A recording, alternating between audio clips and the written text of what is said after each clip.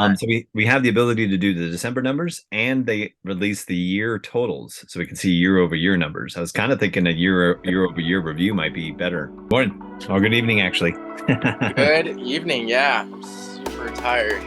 Oh yeah, So, so I got a iWatch finally, or what is it, Apple Watch? yeah.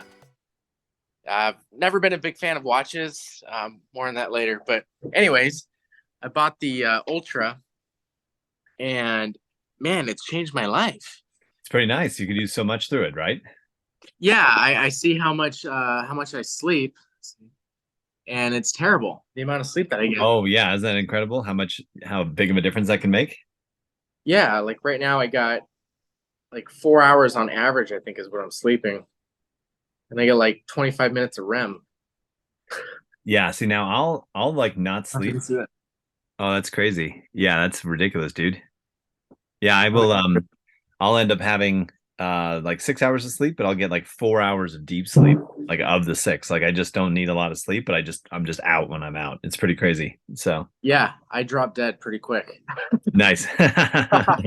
Or you're getting ready to drop dead pretty quick with Yeah, I know, your right? lack That of was a sleeping. joke in So there, yeah. so But good.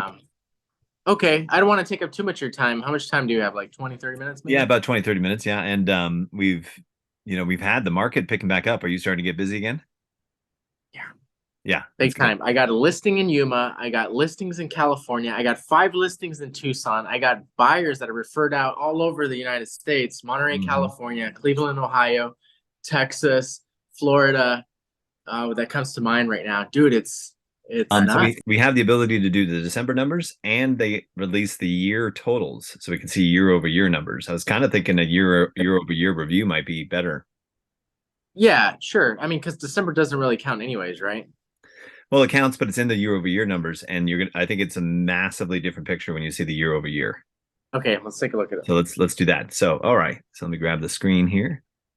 So Oro Valley, right? Central yep, Tucson, everything. So for that which are all reason, different, entirely different markets, each for their own.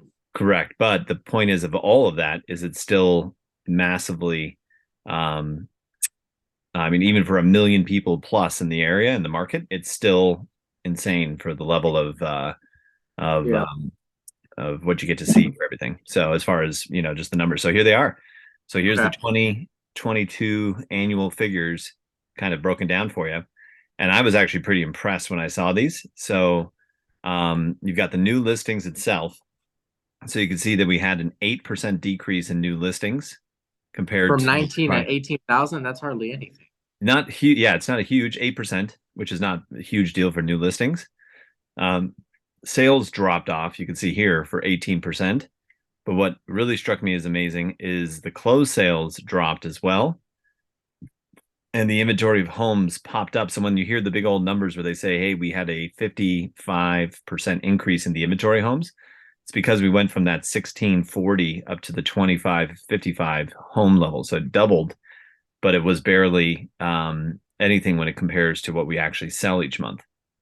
Wow. And we're not even back to 2018. 2018 was not even a regular market. I would say 2016, Agreed. 2016 was a normal market. Yeah. So from our last video, 16 through like 17, or it was 14, 15, and 16 were a balanced market. Then our Yeah. inventory started disappearing and In it continued 17. trending down. And this was ahead of the COVID-19 2020 year where we had the insane reduction where we fell continually on everything. And now we're just Yeah. returning back to already a suppressed market because we should, for inventory for homes for sale, we should have on average a 7,200 homes, 6,000 to 7,200, and we're sitting at 2,555 at the year end. We're not even there. And then we're still seeing price increases. Seller Yes, concession has nothing to do with that. here you But go. the prices are still increasing. Yep, look at that. So the median home prices just boom, Yeah. boom, boom, just marching up. And same You know thing with what? the What I average. have noticed though, the prices start out lower this time around because I know when I'm listing, now I'm listing very, very reasonably. We're not shooting for the stars. Yes. So I guess we're kind of under listing or very fair listing, but then it gradually increases to marketing purposes, attract the right consumer, and then eventually the seller concession brings that price up. So it's kind Yes. of tricky, sort of. You know It what I is. mean? Well, you're just setting it reasonably, and then you're hoping that more people come in, or you're putting in those closing costs. But it's not the list for 50 to 100 grand over, and just wait for that cash offer. At least it doesn't feel like it. I think that's going to start manifesting here in the next 2 months. Okay, so that segued into the answer that you were going to give me is the average sell price, which Yes, there you go. actually went up.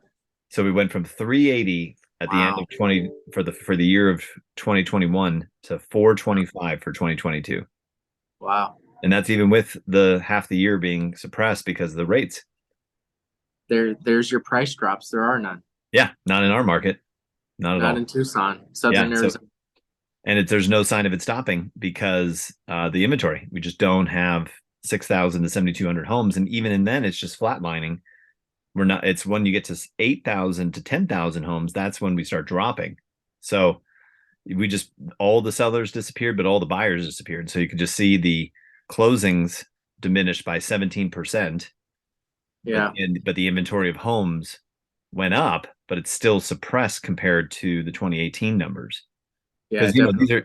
these are closely in line, these numbers here, 15,445 versus 14,4. Yeah. So let's see here. Let's see what this looks like. So the average sale of the home is what we're looking at. There isn't a price drop. No. And so this closed sales from 2018 to now is a drop of Uh-huh. like about 7%. And the inventory of homes for sale from 18 to now is actually 9%, or no, 10%. I'm sorry. It's 10% reduction in the Inventory. inventory. So even though the sales have actually dropped only 7%, but the inventory has dropped 10%. So we're actually still seeing a supply shortage, even though there's all these people trying to buy. And Yeah. there's the perception that you can't sell your house. And yes, you can. Yeah, definitely. Again, everybody says when's the right time to buy? It's like anytime. If you can Now, afford it, get it. yes. Yeah, I Yeah. had I had one guy I was talking to, and he's like, "Should I be buying?" I mean, he's like, "I shouldn't be buying a house. We're gonna have another collapse." And I was like, no, no, we're not. We're gonna be. There's no inventory, so I don't know what you're thinking is coming, but it's not. Nothing that I can see, you know. Right. And mortgage Uh, rates are now back down into the high fives, low sixes from the sevens and the eights. okay. And hopefully we get like a 25% increase from the feds, right? Yeah, well, not hopefully, but we will. And Or 50. yeah, so but even then, the rates are not. We might get a little pop in the rates, but barely anything. The markets are just not giving the Fed the interest rates that they want and are claiming because they're done with. They just can't sustain it. Nobody wants to borrow at those costs. Yeah. So I've learned a valuable lesson. Yeah. Don't flip when you're trying to sell in November, December. No. Nope. Okay. So what happened? I What learned was that. the story? Moral of the story. No, or what happened in your story? So you got a flip So I going. had a beautiful, like one of my most beautiful, rehabs that I've ever Mhm, had. Well, not ever had, but a really nice one. mhm, Lennar, 1601 trim. You know, mhm, mhm. it was a good rehab, and Okay. it just was not moving. It had $40,000 worth in solar panel, structure. So like honestly, it was a great home, Yeah. and it was just stuck in December. I could not sell it off. I could not. It was stuck November, December. So, anyways, I will not rehab when my exit strategy is in November, December. But January, yes, everybody comes back in January, Tucson specifically. Well, here we go. Let's go to the monthlies since we got them. I know we just did Okay. the year end numbers, and that's pretty much all we're looking at. Median Okay. average days on Quick market. question. Yeah. How do you see? Because obviously, I think there's a bubble in the credit card Oh yeah. arena, credit card consumer debt. Hmm. How do you think that's going to affect real estate? Uh, it's going to, well, so in the first phases, it's going to be everybody, which they're already doing, are going to be calling me to pull the equity out of their homes and pay rates in the sixes, fives to 10% interest rate range to pay off all the credit card debt. Okay. So we're going Wow. to be pulling the equity out. We're going to be stopping at luckily 80% value. Okay. So right now, we're leaving 20% equity in. Back in the housing collapse where everyone was using the home as the ATMs, they were letting them go to 100%. Wait. Yeah. So primary residences are now the LTV is 80%. That's what they want them to stop at for any cash out. Is that currently happening now? Yes. Hmm. Órale. So, but Man, that's almost like unless you're investor VA, territory. unless you're VA, VA is what? 100. You can do 90 is where they like you to stop, but you can still go to 100, but it has to make sense mathematically. I've always, this is why I like talking to you and other lenders, is Hmm. because I see what the market movers are doing. And Yeah. when I listen to that, I hear that 80% LTV, that means they're pumping the brakes. Yes, exactly right. They've learned the sins of the past. People can still remember, you know, 15 years ago, and they can be like, okay, that's when we messed everything up. We let everybody suck every penny out of their house with the assumption that there'll be no consequences to their jobs or anything like that. And lo and behold, they all foreclosed. Who would have thought? Yeah, And so right. now they're So, saying, keep it at 80, 90 if mhm, you're a veteran, 100 if you're a yeah, veteran, you can get that high, but it's rare. It just doesn't make sense sometimes, but keep it at 80% for most people, and you will be able to let them sell the house and at least get the equity out. So we won't have the massive financial foreclosures that we did last time yet. yeah. I think that also tells me that they're calculating about 10 or 15% drop still. Yeah. So they protected themselves in that case that the equity, they're not necessarily seeing a drop based off the data we're seeing, but they're Well, they're protecting mitigating themselves risk. in the event if it should happen. Yeah, Yep. they're still mitigating the risk. Correct. Yep. So the banks will be more solvent. The borrowers hopefully will be more solvent. And if they do have to sell, they have that equity to bail and still walk away with cash. Okay. Very good. So, All right. What else do we have? yeah. But that's so you would ask the question though, what do we see eventually happening is that people are first going to start pulling all the equity out of their properties. Okay. Then they're going to turn around and when that fails, they'll start selling when they have to. And so that's where you'll see the flatlining or the pressure of growth slow. But right now, so many people could pull the equity out of their house, stop it, or not even touch the equity, turn it into a rental, and then when they have it as a rental property, they're making anywhere between $1,000 to $2,000 a month in rents, and that offsets their new house payment, so they could just turn it a rental and leave. And That then would be better one so they less, can buy more properties yep, and also one less house to go back into the market to be bought, thus keeping the prices marching upwards. because of the low inventory. Yep, that's right, supply and demand. So Those are smart moves if they do them. yeah, and I talk to most people about it. It's like, hey, do you want to consider renting it? Like, yeah, or no. You know, it just depends on the person. Some people are like, yeah, I'll go in and do it, no problem. Other people are like, nah, I don't want to mess with that. But for the Yeah, it's a most part, mind a shift. lot of people are retaining. Yeah, definitely you have to be prepared, internally, mentally. I have Hmm.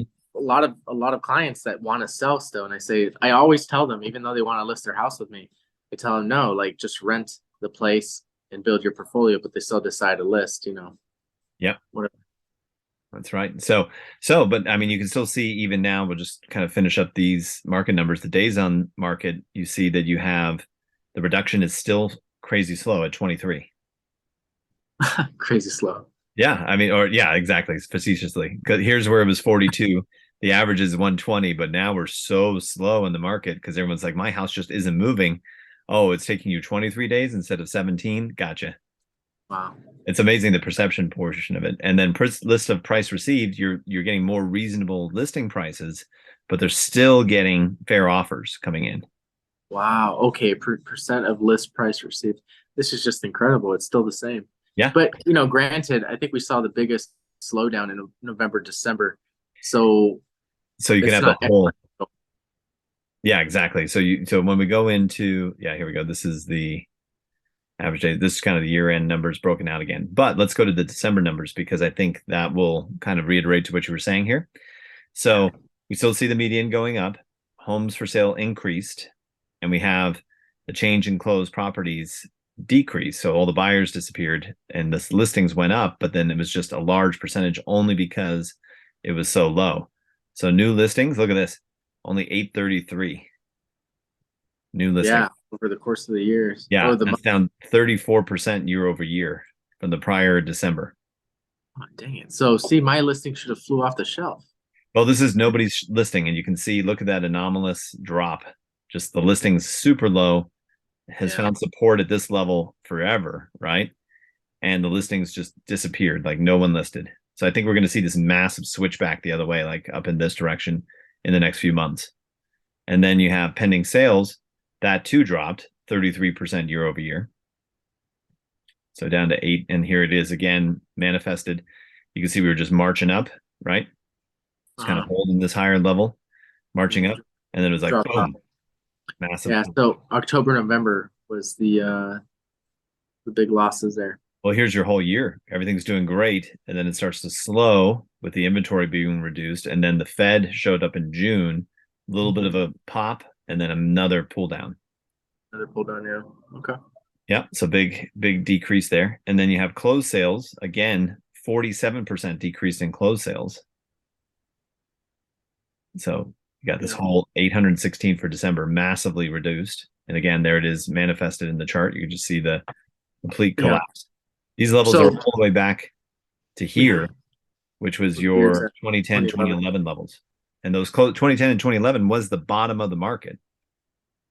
And so the total amount of closed sales, there was very little, there was very little closing because people were still financially struggling and they didn't want to touch the housing market.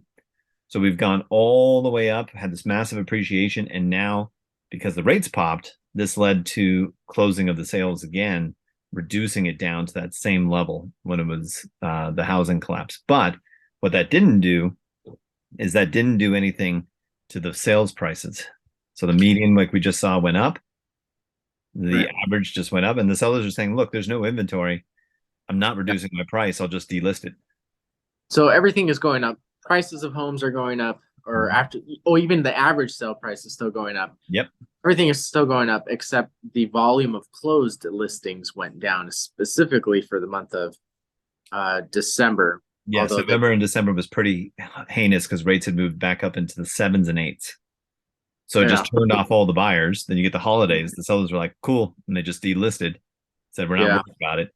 And no new listings came on at all. So they just probably turned them to rentals, or they said, oh, we'll just wait till the spring. Right. Or wait till January, February. That's why I don't like, December and November, because everybody's just thinking about hanging out with their family and they don't want to move. Nobody wants to move. Yeah, November and December is 1 month, not 2, for lending and for real estate. Oh, is it really 1 month? Yeah, just because you got so many weeks where you just don't have anybody working. You end up having, it's only like 1 month of work weeks, but everyone expects it to be two months per the calendar. So I propose that we remove November and December out of this equation. And it looks pretty good for anybody in real estate. It does. Just go take the last 2 months of the year off. Right after Thanksgiving, just don't work. Yeah. If you think about it, this is fun. A random factoid for you. We changed our months around way back thousands of years ago, and so November in Latin is 9, Nov is 9. Oh yeah. And Dec is 10, right? And so Dec, but Dec is the 12th month, and the 9th month is the 11th month. So what happened there? Well, from what I remember, Julius Caesar wanted to have his own month, so that's where July came from. So they made a month of July for Julius, and then they made June after Juno, the Roman god. So you would normally have your normal months, and then all of a sudden they go squirrely with August. Should have been 8, and it is 8. And then you got September 7, I think it was called the Gregorian calendar, right? Yeah. So anyway, so they messed around with everything. So just random factoid for you. There's 4 types of calendars. Yeah, Gregorian, and then the Julius calendar, and then I forget the other 2. But yeah, they're kind of, and this is the most modern one that we use, right? Because but we just have the numbers completely wrong, which is hilarious to me. Always makes now we have it aligned with corporate America. Yes, and it works with your idea of just getting rid of those last 2 months. We don't need them anyway, so maybe we just got to shift them all down back to where they should have been. We should just have so you propose a real estate calendar. Yes, a real estate calendar. Just Dec should be 10, and then we just stop doing anything in 9 or 11 and 12 just don't exist. Yeah, so there is clearly a defined time to buy and to sell, like we proposed in the last video. Yep. So let's see here. Let's go back to let's see where we got here. Sales. Close I sales. had to readjust my marketing strategies, especially with my clients, but you So know what? you Yeah, got it was a complete dial down. I had to to redial everything. look at that. So I mean, there's your May is the most sales. There's Yeah. your May and June. There was March, April, May. There's Mhm. your probably May right there again. So May is the way. Now, May interestingly, is the time to sell. for selling, but is it so? It's a time to get the most sales done, right? But what does it Volume. do to so volume is up, but what does it do to the price during that time? Okay. And so you can see here in the last couple of years, it's the price just keeps kind of marching up as we were moving through. But in the more recent period of time, Yeah. May got you the high price, but then you dip down, but then you pop back up at the end of the year. Then you start August. the new year here. You raise into May, Mhm. June-ish, but then you come back down, but then you kind of Okay. get a little pop here. So if you're going to sell, you want to sell for the highest price in May is the answer. Yeah. Yep. Do you, George? I know you don't work in California, but the way you break it down is awesome. One day, hopefully, I can convince you to do the San Diego markets and maybe Yuma markets. Yeah. I mean, there's no reason not to. I mean, it's just other than the state of California makes it nearly impossible to get licensed there. Yeah. So they got a Well, really, really maybe big we can do restriction. Yuma. Yeah. Yuma's close enough, right? Yuma's close enough. Yeah. I can do investor loans in California. Oh, no, actually, I can't. I have one investment bank that'll let me do investor loans in California, but not not anything else.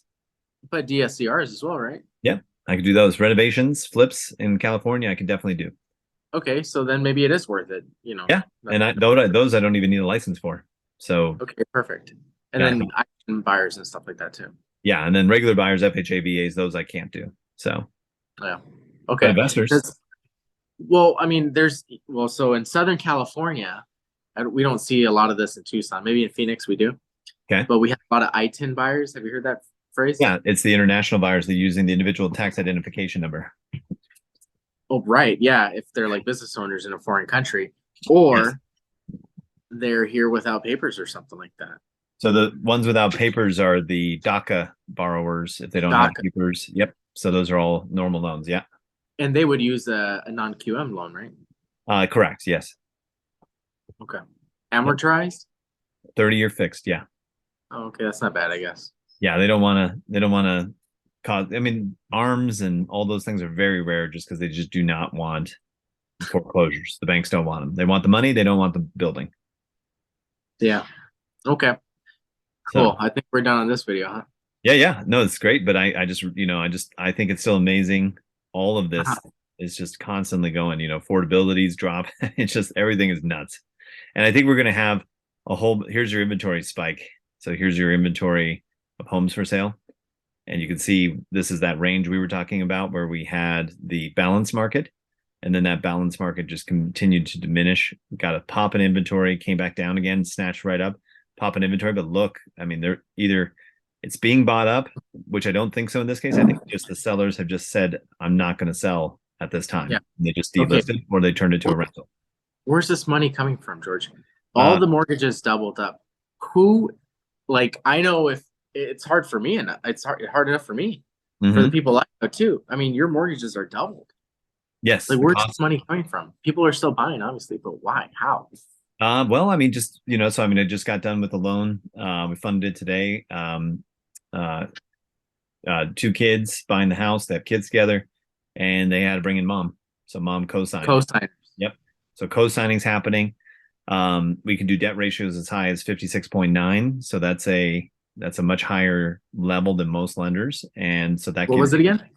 56.9% of their pre-tax 56. income. Yeah. Can go to all Wow. their debts. Usually it's like what, 51 or 49? 49. Yeah. So that's an FHA Wow, product, 56. and VA product can go that high. So we have that. So really, it's just you're just squeezing it, and really, what most people are doing is you squeeze as much as you can with the expectation that eventually interest rates will go down. So the federal government is Mhm. subjecting people to not be first-time home buyers. It's group first-time home buyers. Yes, to still be able to buy stuff. Yep. I don't think they see that. No, I They're don't think forcing they. people to Well, we buy as a know. group. Well, so the Fed is saying and it's not, and the Fed is saying that they are intending on bringing the housing cost down. But in our market, there's no indication that that's doing anything for anybody. And that's a luxury that you just have to afford in Tucson, San Diego. Mhm. Um, Other you know, parts of the country, they're seeing massive inventory and prices are dropping and rents are dropping. But here, there's such a demand in Southern California and Arizona right, that right, right. there's no inventory reduction in Southern Arizona at all, and thus there's no price changes. Yeah. Oh, actually, San Diego is 25%. Phoenix as well, 25%. And there was another one. It was 25% of, sale prices. Like they've dropped. They come down 25% oh already. yeah, so sales prices have diminished, but not here. Yeah, not Not in Tucson. not in Tucson or the Southern Arizona market. That's correct. Yeah, and it's just because they just didn't build enough and the mountains squished everything. So Phoenix sprawled, and that's what led to now their price reductions. But in Tucson, nope, nothing. Yeah, I miss Tucson. I love the whole layout and everything. The West Tucson Mountains. Oh yeah, it's Yeah, it's amazing. beautiful. I And definitely want to buy a place out there. you'll be back because you have a couple borrowers that need to go see houses. That's right. Yeah, we do have a lot of people lined up. I will be back next weekend. Sweet. Okay, good. Yeah, let me know when you need prequals because they're ready to go. So, Yeah, I got like 5 deals in one weekend, like this past weekend. yep, it's back on. It's go time. I had like 6 contracts come through just this last week. So it's That's and picking up. refinancing and cash out refinancing to help people pay off their debts. Yeah. Okay. Thank you so much, George, for your time. Yeah, of course.